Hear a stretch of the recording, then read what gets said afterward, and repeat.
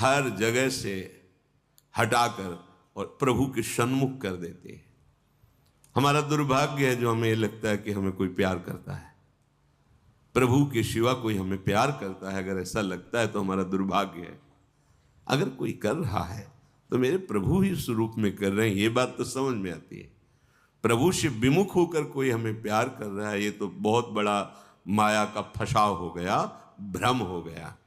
पर कृपा पात्र को ये भ्रम भी नहीं होने दिया जाता, दिखाई देता है इस जगत। सच्ची मानिए, हृदय की ऐसी स्थिति होती है, नहीं होता कहीं कोई ठौर ठिकाना हो, चाहे भी तो नहीं होता। उसका तो स्वभाव जन्म जन्मांतर से पड़ा रहा है ना, ममता आसक्ति करना। कोई एक बार प्रेम से बोल दे तो उसका मन कहने लगता है ये मेरा, ये मेरा, ये मुझे चाहता है, ये मुझे मेरा अपना है। प्रभु से विमुख करने वाली जो अपनापन की वृत्ति है, प्रभु की कृपा पात्रों के हृदय में वो उदय ही नहीं होने दी जाती। तब ये भरोसा जागृत होता है कि अब क्या गति क्या दुर्गति, में किसी लायक ही नहीं हूं कि मैं कोई दावा पेश करूं प्रभु से, मैं बड़ा व्रत नियम, मैं बड़ा जपी तपी, प्रभु आप मेरा कल्याण कर दे या मुझे परम पद। वो हृदय में देखता है किसी तो बस अब उठा भरोसा, अब तो बस लाडली जू श्यामा जू आप करुणा समुद्र आप देख लीजिए बस। 30 की उम्र से पहले ये 5 चीजों को छोड़।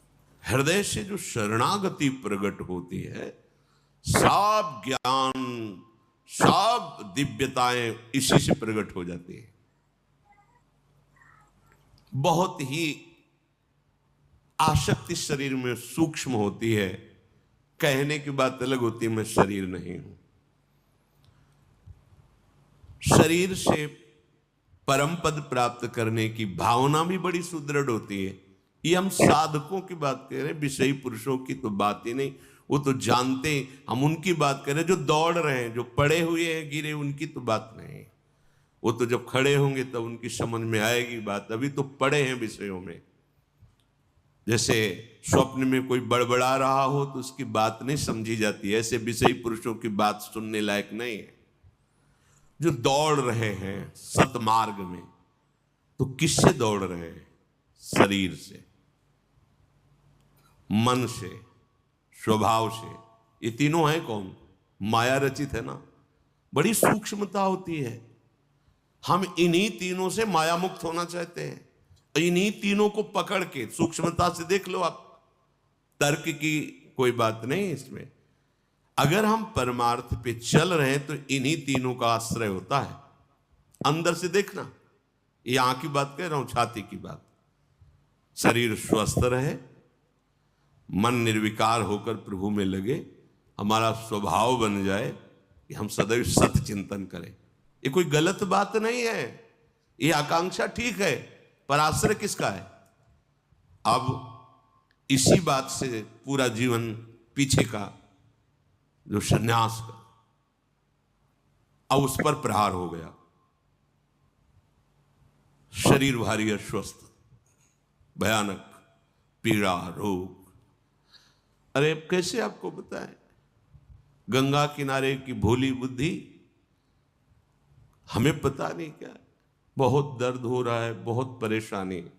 रोटी मांगने गए ब्रजवासी में, कहा बात बाबा उदास काहे को है? भैया पता नहीं पेट में क्या, कोई कहता कीड़ा है, कोई। अरे आप क्या समझते, 250 रुपये का अल्ट्रासाउंड होता था, उसके लिए व्यवस्था नहीं थी। कई बार डॉक्टर को जो वो कहते थे आप करवाओ अल्ट्रासाउंड तो पता चले कहाँ क्या है। किसी के पास कोई संत ले गए कि संत को अल्ट्रासाउंड कराना है, तो ऐसे बात कर रहे थे जैसे किसी मुजरिम से बात किया जाता है। आप कागज दिखाइए, कागज तो नहीं है, ऐसे हम नहीं दे सकते आपको, आप कागज दिखाइए, डॉक्टर से बनवा के ले। ये रहने दीजिए, आप रहने दीजिए ऐसा। वो माई ने कहा मैं दवा बताऊं? वहां मिट्टी का तेल पी बाबा, दूध मठा दही घी की तो कुछ बात होती तो समझ। एक बोतल मिट्टी का तेल भर के दिया और कहा खाली पेट पी, सब ठीक हो जाएगा। मिट्टी का तेल किडनी खराब, पता तो था लैला, और भीषण कष्ट। एक था बल, संयम से चलो, साधन में रहो। किसका? इसी माइक शरीर का, इसी अंतःकरण का, इसी स्वभाव का। ये बंधन है, मुझे पता नहीं चल पाया। बड़ी सूक्ष्म विषय, अगर उपासक हो तो हमारी बात समझोगे।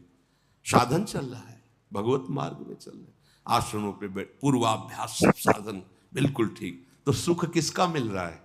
साधन का। भरोसा किसका है? जिससे साधन बन रहा है। किससे? शरीर से, अंतःकरण से, स्वभाव से। आश्रय किसका है? साधन। साधन से वो परम पद मिलेगा।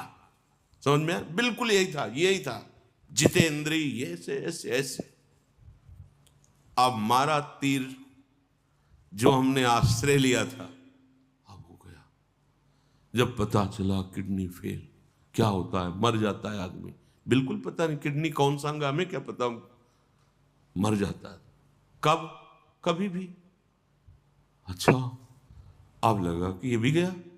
जिसके भरोसे से साधन चल रहा, वो शरीर गया। अब मन शरीर के, अब इस समय ये पाठ, इस समय ये आचरण, इस समय ये अभी ठिकाना जिसे परमानंद कहते हैं, वो केवल केवल इनके त्याग से उत्पन्न होता है। ये बात नहीं समझ में आई थी? त्याग तो है ही है ना बाबा जी मेरा, लेकिन आश्रय इसी शरीर के साधन से, इसी अंतःकरण के संकल्प विकल्प वृत्तियों से, इसी स्वभाव से उस परम पद की, कहीं कोई बीच में नहीं है। और इसी पे बाण चल गया। अब उदय हो रही है जो जीवन की परम लाभ वृत्ति। अब तो साधन नहीं बनेगा। कब शरीर छूट जाएगा पता नहीं, मन कहां कब फंस जाए कोई पता नहीं। मतलब पीड़ा हो रही, मन पीड़ा का चिंतन करे, अंदर से आर्त भाव जागृत है, हे प्रियाजू आपका स्वभाव सुना है। अब तो साधन भी नहीं, साधन का भी भरोसा छूटा, जिससे साधन बन रहा था उसका भी भरोसा छूटा। वो वृत्ति उन्होंने ही दी शरणागति की। शरणागति ऐसा नहीं कि नहीं जानते थे, शरणागति थे, पर शरणागति में जो सूक्ष्म बाधा थी, आचार्य वचनों से, दूरादपास्य स्वजनान सुखमर्थ कोटिम, फिर सर्वेषु साधन वरेषु चिरम निराशा, ये समझ में नहीं आया था। परमानंद की प्राप्ति की आशा साधन से थी। सर्वेषु साधन वरेषु चिरम निराशा, ये नहीं, ये कैसे? साधन से निराश हो गए तो फिर हमारा परमार्थ क्या? ये बड़ी ऊंची बात है। सर्वेषु साधन वरेषु चिरम निराशा। जब साधन के यंत्र ही ठीक नहीं रह गए तो क्या साधन? लगा कि धाम का आश्रय, धाम का जो शरणागति, अभी कोई रंग नहीं चढ़ा, एकदम हृदय में आर्त भाव, बस राधा राधा। अब तो वो वृत्ति देने वाली छूट गया आश्रय। किसका? साधन और साधन के यंत्रों का। अब एक केवल भरोसा रहा साध्य का, एक भरोसा रहा साध्य का, बस आप और आपकी कृपा। अब निकलने लगे वचन कि मेरे साधन भी प्रियाजू, मेरे साध्य भी प्रियाजू। ये हम कभी नहीं सोच पाते, कभी नहीं समझ पाते, कभी नहीं हो पाता, ये कभी नहीं हो पाता। ये उन्हीं के विधान से हुआ, क्योंकि स्वभाव अपना, साधन अपना। तो ये जो आचार्य चरण बोले सर्वेषु साधन वरेषु चिरम निराशा, ये बात, कब ये बात आई तो फिर बात की बात प्रकाशित हो गई, उन्हीं की कृपा। बस अब नरक स्वर्ग अपवर्ग आस नहीं त्रास, न जीने की आस, न मरने की आस, न गति न दुर्गति, कोई प्रश्न नहीं, कोई समाधान चाहने की इच्छा नहीं, हो गया।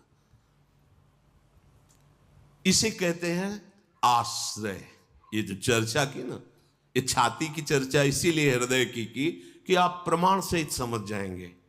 अगर इसे सत्संग में आप हृदय से समझ जाओ तो प्रतिकूलता की जरूरत नहीं कि हे हरि जैसे तैसो मैं तेरो, बस अब देख लो। बोले इसीलिए तो ये सब किया था कि तुम केवल मेरे हो जा। ये बात हमसे नहीं बनी, सच्ची कर, मतलब अब शब्द नहीं है, साधन साधन, बस सारी दृष्टि साधन पर, सारी दृष्टि साधन पर। साधन से साध्य मिलता है, सिद्धांत है। यह बात समझ में नहीं आई थी कि साध्य ही साधन रूप से अवतरित होता है, साध्य ही दिव्य साधन रूप से। वो साधन पढ़ने लिखने से नहीं आता, वो उनकी शरणागति से उदय होता है। हम समझ रहे हम शरणागत तो बहुत समय से हैं, पर शरीर के शरण में थे, अंतःकरण के शरण में थे, स्वभाव के शरण में थे, जो माया रचित हैं। तभी तो ना कि भाई शरीर स्वस्थ रहेगा, धर्म बनेगा, साधना बनेगी। शरीर गया, क्या रह गया? अगर शरीर अस्वस्थ है तो हम भगवत प्राप्ति की योग्य नहीं है क्या?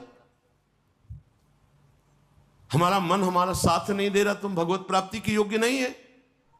हमारा स्वभाव, हम भगवत प्राप्ति के योग्य नहीं। बने रहो, तुम अस्वस्थ बने रहो, मन तुम्हें जो मनावे सो कर, स्वभाव तेरा जैसा हो, चिंता मत कर, आश्रय ले ले, भरोसा ले ले। ये बात जो कह रहे सापराधेश्च, भले कैसी भी वृत्ति हो, कैसी भी स्थिति हो, आश्रय।